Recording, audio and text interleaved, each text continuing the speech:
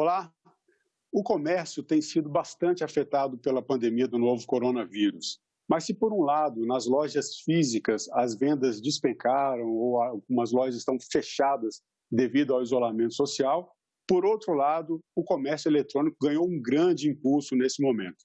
E sobre isso nós vamos conversar com o Diego Ivo, ele é CEO da Conversion, empresa de marketing digital.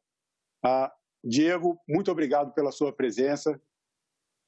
Eu que agradeço, Marcelo, obrigado pelo convite, de poder falar aqui com os cidadãos brasileiros sobre e-commerce, sobre marketing. Então, vamos lá.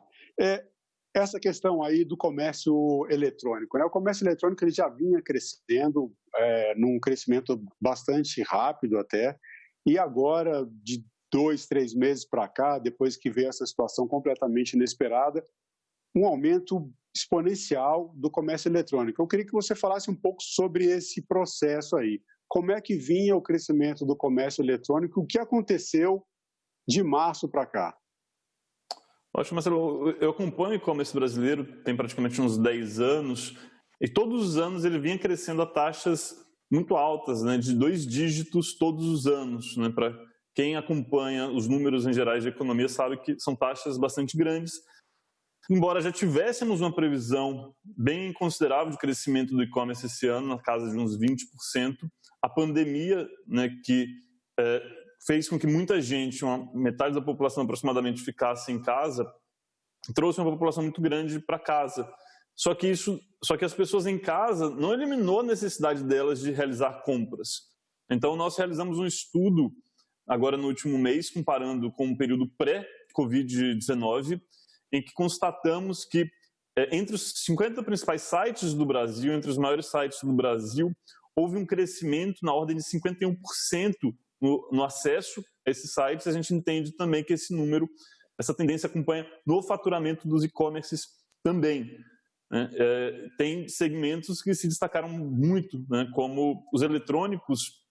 As pessoas estão mais em casa, estão mais em contato com a tecnologia, então elas querem gadgets melhores, elas querem celulares melhores, elas querem notebooks melhores.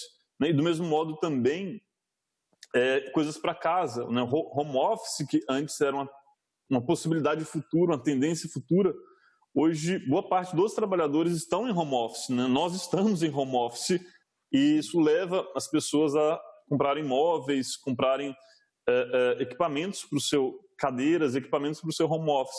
E por fim, e não menos importante, cresceu muito também o segmento de moda. A gente verifica que o segmento de moda cresceu 91%. Todos esses segmentos, esses 3 segmentos eletrônicos, casa imóveis e moda, cresceram praticamente 100% nesse período. Eles dobraram as vendas, né, com a pandemia. Então os e-commerce que estavam posicionados, que tinham uma estratégia bem definida, bem estabelecida para isso daí, conseguiram aumentar bastante sua receita. Tá, agora, teve todo esse aumento, então empresas que já estavam dentro do comércio eletrônico certamente se beneficiaram disso, viram um aumento repentino aí das suas vendas. Agora, muita gente não estava ainda fazendo e-commerce, muitas empresas estão começando a fazer essa migração agora, outras já estão planejando ou se reinventando para trabalhar no comércio eletrônico. Eu queria que a gente começasse falando um pouquinho sobre as diferenças entre loja virtual, marketplace, social commerce. Como é que a gente define mais ou menos as diferenças aí desses canais de venda, se é assim que é a forma correta de falar, e o que é interessante para quem está começando, como é que a pessoa pode entender um pouco melhor como é que está funcionando isso aí? Legal. O e-commerce, vamos fazer uma breve definição, né? O e-commerce, o comércio eletrônico, são vendas por meios eletrônicos, principalmente na internet. Né? O e-commerce, de modo geral, é vendas pela internet. O WhatsApp, ele lançou um recurso agora, na última semana, chamado WhatsApp Pay, em que ele vai permitir que se comprem coisas, que se paguem coisas por meio do próprio WhatsApp. Isso é e-commerce, né? Mas isso é muito novo, ainda é uma tendência. Eu acredito que vai movimentar bastante volume financeiro através do WhatsApp, mas o mais importante é a gente concentrar nos canais de vendas já estabelecidos, né? E a gente vai ter O social commerce, que são as vendas através das redes sociais, o WhatsApp entraria aí, ele ocorre geralmente com microempresas ou até empresas informais, né? E a transação, toda a negociação ocorre dentro das redes sociais e eventualmente elas utilizam algum link externo para realizar o pagamento. Entretanto, o grande volume do e-commerce no Brasil ele vai estar em lojas virtuais e nos marketplaces, né? Então, vamos definir, a loja virtual é simplesmente um site onde você consegue realizar uma compra online. E o que é o marketplace? O marketplace é justamente dentro de uma loja virtual, esse lojista ele permite que os chamados sellers, né, que são revendedores ou vendedores, eles usem a sua audiência, o seu tráfego, para vender dentro desse site. Você vai ter diversos sites, Mercado Livre, Amazon, Americanas, Submarino, Magazine Luiza, todos esses grandes sites, eles têm a opção do marketplace, né, que eles, como eu disse, disponibilizam seu tráfego para você vender lá dentro e vai ser cobrado algum comissionamento. Muitas vezes, para os pequenos empresários, é modalidade de entrada, né, porque não é necessário investir numa loja virtual, né? E o que é uma loja virtual, né? É o seu site, ele é melhor ou pior do que o marketplace? Vai depender da sua estratégia, né? Para começar, sem dúvida nenhuma, o marketplace ele tem uma entrada muito menor, mas você não vai ser dono do cliente, você simplesmente vai ser uma vírgula dentro do processo como um todo, porque o consumidor, no fundo, ele vai comprar dessa marca que está comercializando. Você simplesmente vai ser um vendedor, você simplesmente vai disponibilizar o produto, vai enviar e você não vai ter nenhum contato com o cliente, quem vai ter é o marketplace. Por outro lado, no e-commerce, na sua loja virtual, você vai ser o responsável por gerar tráfego, por trazer audiência, por ter um design bonito, por cuidar de toda a experiência do usuário, que é um tema fundamental hoje em dia e não é tão simples também, né? Então, ter uma loja virtual é mais caro, tem um custo fixo maior, mas pensando no longo prazo, você vai ser dono dos seus clientes, digamos assim. E essa questão de experiência do usuário, isso é um ponto importante aí também do comércio eletrônico, né? Uma empresa pequena, então vamos lá, para o pequeno lojista, às vezes que não tem condições de ter todo o investimento, ou que precisa ter uma saída mais rápida, tentar um novo canal de venda mais rápido, o marketplace realmente parece uma alternativa boa. Agora, para aquele que vai começar a construir a sua loja virtual, né? Essa questão da experiência do usuário e do design do site, né? Qual a importância dessas questões aí para quem está começando um site agora? Qual a diferença entre você ter um site mais caseiro ou um site mais profissional do ponto de vista de mecanismos de busca, de experiência do usuário, fidelização, enfim, todas essas questões que são importantes para aquele comerciante que quer se reinventar para se manter no mercado? Marcelo, faz toda a diferença investir ou deixar de investir em experiência do usuário. O próprio Google, né, o Google é responsável por cerca de metade do tráfego na internet aos sites de e-commerce, né?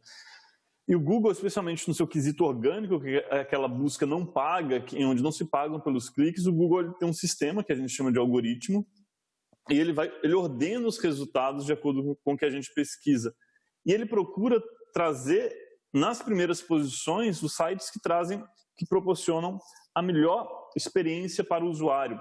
Inclusive, no início do mês, o Google lançou um update do algoritmo, né, que é uma atualização da sua forma de classificação, onde ele define que a experiência que o usuário vai ter na página vai ser determinante para o ranqueamento nas páginas.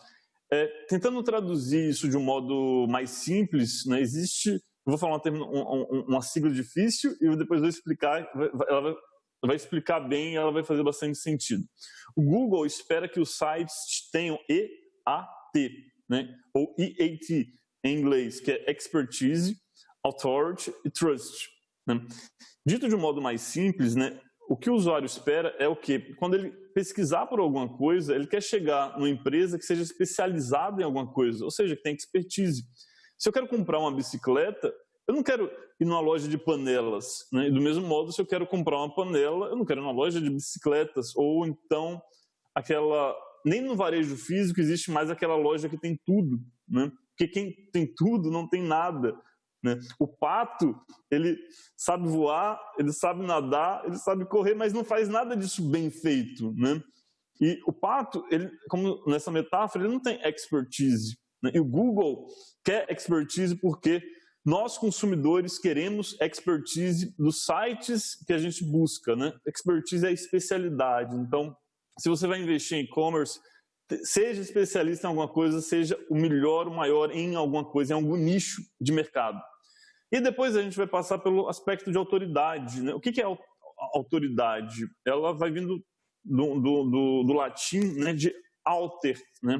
Que significa um reconhecimento que o outro dá para nós mesmos. Então, o seu e-commerce ele precisa ser reconhecido, seja por uma associação, né? Você tem, por exemplo, a ABECOM, Associação Brasileira de Comércio Eletrônico. Você tem um Reclame Aqui, o Reclame Aqui ele vai dizer se a sua loja é boa ou ruim. Às vezes o lojista tem medo do Reclame Aqui, mas não. Quando a sua loja atende bem o cliente, ele vai atestar que você é bom naquilo, né? E por fim, você vai ter os elementos de trust, né, de confiança.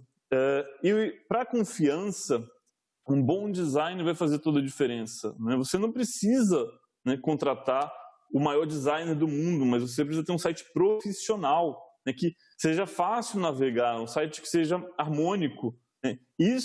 Um site harmônico e bonito, né, simples, não precisa ser nada complexo, vai fazer com que as pessoas se sintam melhor, né, sintam mais confiança de comprar da sua marca.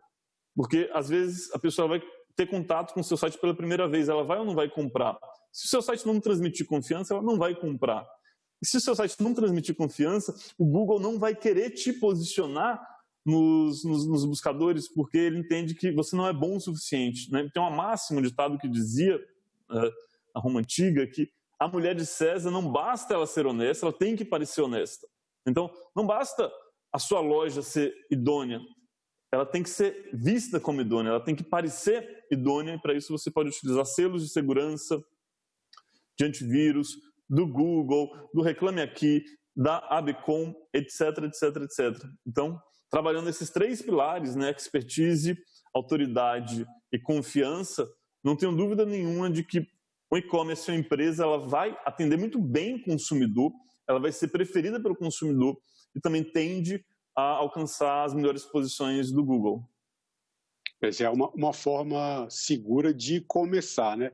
Essa questão do Reclame Aqui, é importante enxergar um site começo como parceiro e não como um possível adversário. Quer dizer, se o nome da empresa aparece com problemas lá sem solução, o problema não é do Reclame Aqui, o problema provavelmente está na empresa.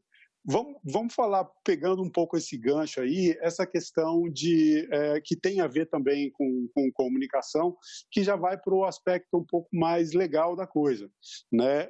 Um dos princípios aí do decreto, existe um decreto que regulamenta, o decreto 7962, e regulamenta uma parte do Código de Defesa do Consumidor e vai tratar justamente do comércio eletrônico. E tem alguns princípios, e um dos princípios é justamente da comunicação clara, né? Clareza na hora de colocar o produto que você vai vender, clareza na hora de colocar o contrato disponível para o usuário, clareza no preço, informar o preço corretamente, prazo de entrega, todas essas questões aí que vão também dizer respeito à experiência do usuário, mas aí entra a questão do aspecto legal. Então, queria que você falasse um pouco sobre isso, especialmente do ponto de vista da comunicação. Legal, Marcelo. Como marqueteiro, né, o que eu sempre recomendo para os meus clientes, né, especialmente na internet, é que a comunicação seja o mais simples, direta e sucinta possível. Isso daí porque, por exemplo, se você for comparar a internet com a televisão, ela é muito diferente, porque na televisão o consumidor ele é passivo, né? Então, se uma marca ela quiser passar sua mensagem, não importa qual seja, se ela tiver dinheiro, ela vai passar essa mensagem. Enquanto na internet, o usuário ele tem um poder muito grande, que ele pode simplesmente fechar o seu anúncio, ele pode fechar o site em que ele está. E isso pode parecer uma coisa muito simples, mas ela muda completamente a relação que as marcas e o consumidor vai ter. Quando a gente, indo mais especificamente para o mercado de e-commerce, vamos pegar um exemplo que você falou, a ser claro sobre o frete. Os meus clientes, e não só os meus clientes, as empresas que mais são bem-sucedidas, eu conheço a operação deles, o que eles buscam? Eles colocam um frete lá, por exemplo, seu produto vai chegar em 7 dias, só que eles colocam isso como prazo máximo, né? Eles não dizem o prazo máximo, e eles buscam surpreender os seus clientes com o produto chegando antes. Você vai ler os comentários nas redes sociais lá, as pessoas falam, o meu produto chegou antes. Então, para empresas que levam a sério o e-commerce, né, muitas dessas coisas que você está trazendo da legislação, elas já estavam presentes como melhores práticas de mercado. E o Brasil é um país muito avançado em termos de e-commerce, né? Obviamente, ele perde para os Estados Unidos, perde para uma China, né, mas é um dos países que mais compram online. Então, existe uma maturidade muito grande das operações, principalmente das maiores empresas, mas então a clareza de preço também é muito claro, né? Todos os e-commerce com os quais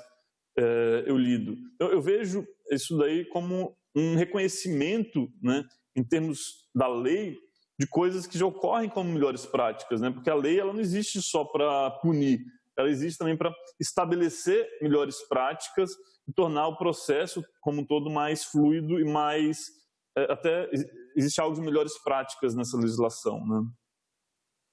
E nessa questão legal, um ponto importante também que diferencia bastante o comércio em loja física do comércio eletrônico, é a questão do direito do arrependimento.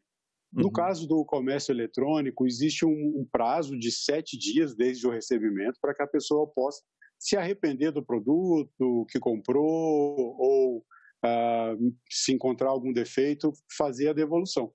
Isso, no caso do comércio eletrônico, gera um custo para a empresa que está vendendo, especialmente quando é uma loja virtual, porque o que se chama de logística reversa, quer dizer, a devolução do produto, ela entra no custo da empresa. Como é que as empresas se organizam para isso, para trabalhar no e-commerce de forma mais eficiente, de forma que isso não traga prejuízos? Como precificar essa questão do arrependimento aí quando você está planejando o seu comércio eletrônico? Certo. Para pensar no planejamento do seu e-commerce, é muito importante olhar para o seu cliente, né? Como você vai deixar o seu cliente feliz e de um modo razoável? Então, os grandes e-commerces, eles fazem isso, né? Eles conseguem atender muito bem às expectativas do usuário. Quando você fala de arrependimento, vem um e-commerce na minha cabeça que ele vende tênis pela internet e quando você vai comprar, ele diz, você tem direito a uma troca. Então, se não ficar bom, não tem problema, né? Você vai ter direito a uma troca, isso antes da legislação, né? Porque os e-commerces entendem que, por exemplo, no segmento de moda, a roupa ela pode não ter um caimento como se espera, o tênis pode não ser daquele jeito, então elas já incentivam você a devolver. Um outro e-commerce, inclusive, eu fiz uma compra recentemente de uma marca bastante famosa no Brasil, quando eu abri a caixa, ela falava, o seu processo de compra só vai terminar quando você estiver 100% satisfeito, né? Ou seja, isso daí está na legislação. Né? Ele vai além, né? Você pode devolver quantas vezes for, porque o objetivo dele é satisfação, né? De modo geral, o consumidor ele não quer perder tempo ficar trocando os produtos, né? Porque é moroso para ambos os lados, é custoso para a empresa e é moroso para o consumidor. Então tem muitos e-commerces que eles já dão trocas na quantidade especificada ou até ilimitada para garantir a satisfação do consumidor. A legislação diz que ele pode se arrepender, mas isso eu nem vejo como um grande problema para grande parte dos e-commerce que tem uma política já bastante voltada para a experiência do usuário.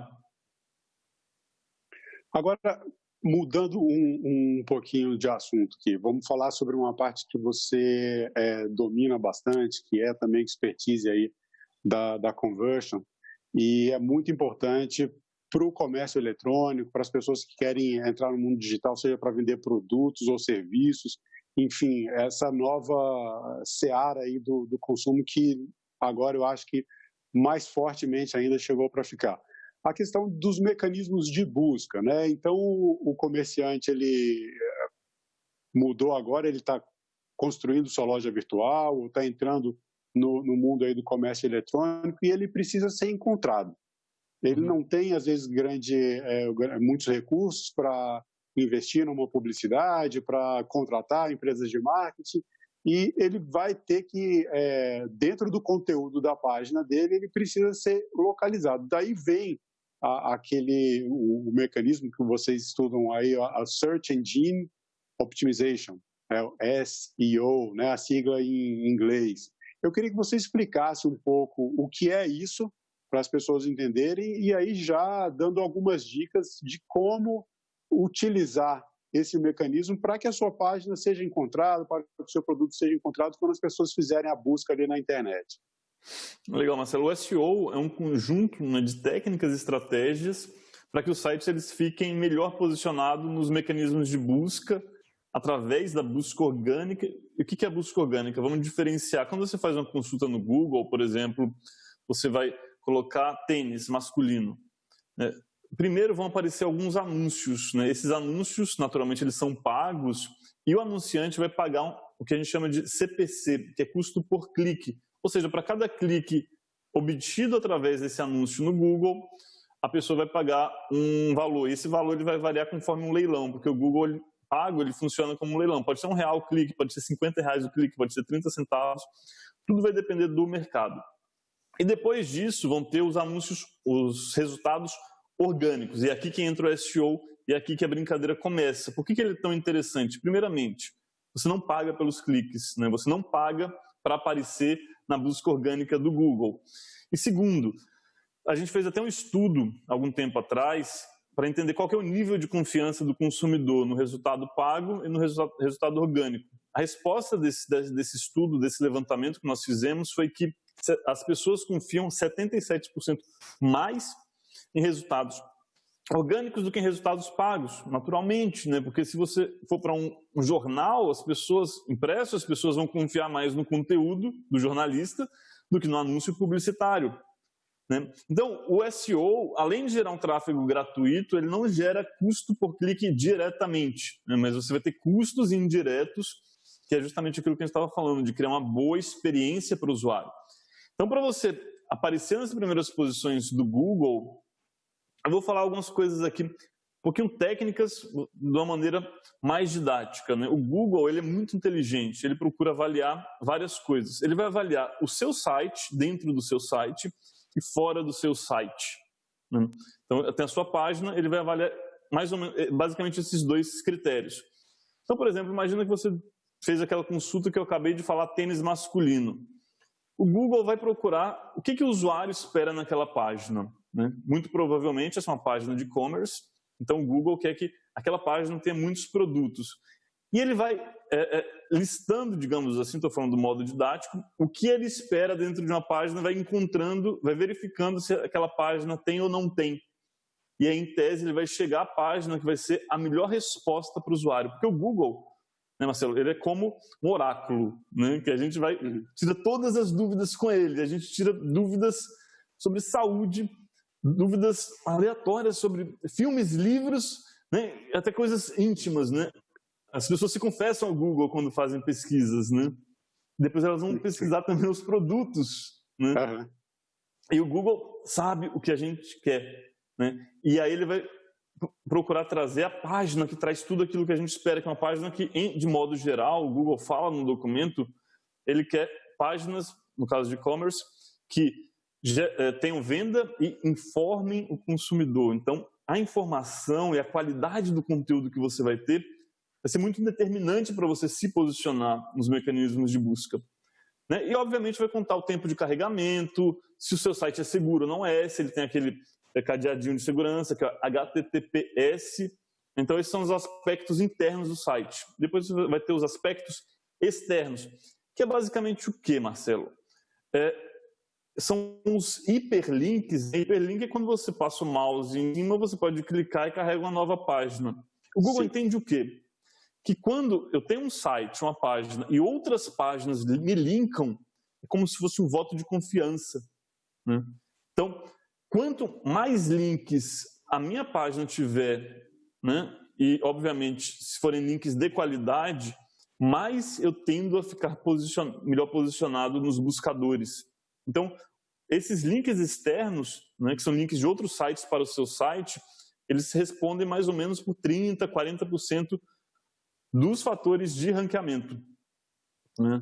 Então, o SEO ele é feito mais ou menos por esses dois lados. Em resumo, você precisa ter uma página que seja a melhor resposta para o usuário, né?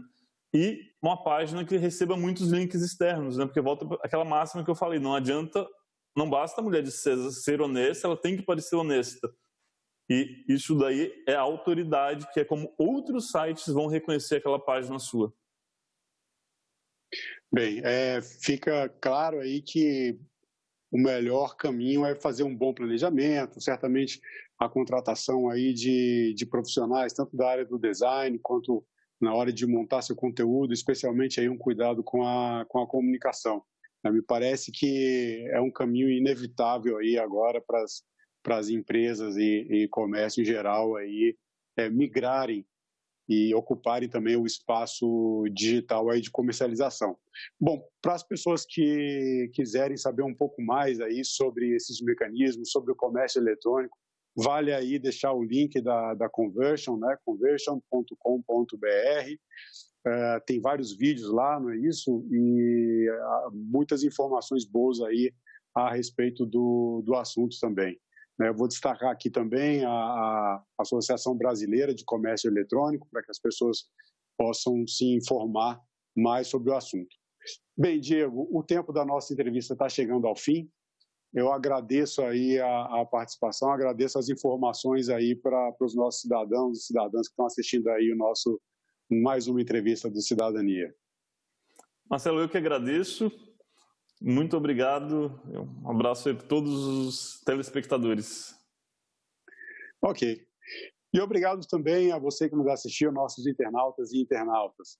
Essa entrevista ela fica disponível no site da TV Senado, senado.leg.br/TV, e também no nosso canal do YouTube. E se você quiser propor algum tema para o programa Cidadania, comentar as nossas entrevistas, entre em contato com a Ouvidoria do Senado pelo site senado.leg.br/ouvidoria.